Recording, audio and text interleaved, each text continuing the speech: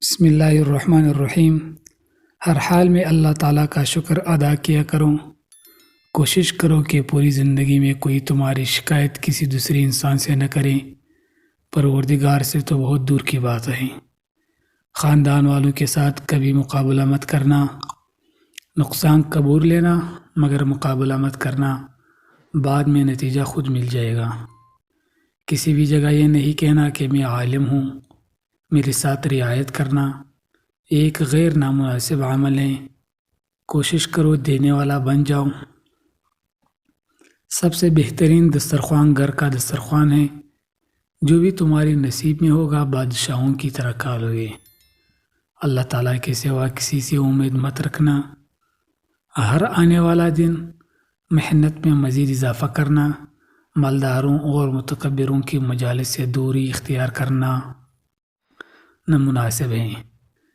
ہر دن صبح کے وقت صدقہ کرنا، شام کے وقت استغفار کا ورد کرنا، اپنی گفتگو میں مٹھاس پیدا کرنا، اونچی آواز میں چھوٹے بچے سے بھی بات مت کرنا۔ جس جگہ سے تمہیں رزق مل رہا ہے اس جگہ کی دل و جان سے عزت کرنا۔ جس قدر آپ ادب کرو گے انشاءاللہ تعالی رزق میں اضافہ ہوگا۔ کوشش کرو زندگی میں کامیاب لوگوں کی صحبت میں بیٹھا کرو، ایک نہ ایک دن ضرور تم بھی اس جماعت کا حصہ بن جاؤ گے۔ ہر فیلڈ کے ہنرمند کی عزت کرنا، ان کے ساتھ ادب سے پیش آنا چاہیے، چاہے وہ کسی بھی فیلڈ کا ہو۔ والدین، اساتذہ اور رشتہ داروں کے ساتھ جس قدر اخلاق کا معاملہ کرو گے اس قدر تمہارے رزق اور زندگی میں برکت ہوگی۔ ہر کام میں میانہ روی اختیار کرنا، عام لوگوں کے ساتھ بھی تعلق رکھنا، اس سے بھی بہت کچھ سیکھنے کو ملے گا۔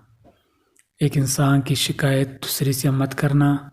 ہمارے پیارے نبی صلی اللہ علیہ وسلم شکایت کرنے والے کو پسند نہیں فرماتے تھے۔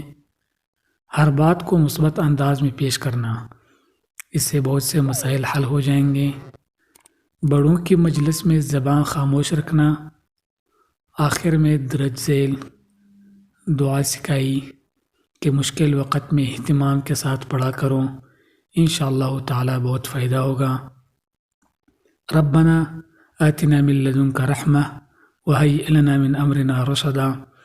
اگر آپ کو آج ہماری ویڈیو اچھی لگی ہے تو چینل کو ضرور سبسکرائب کریں، بیل آئیکن کو پریس کریں اور ویڈیو کو لازمی لائک اور شیئر کریں۔ والسلام۔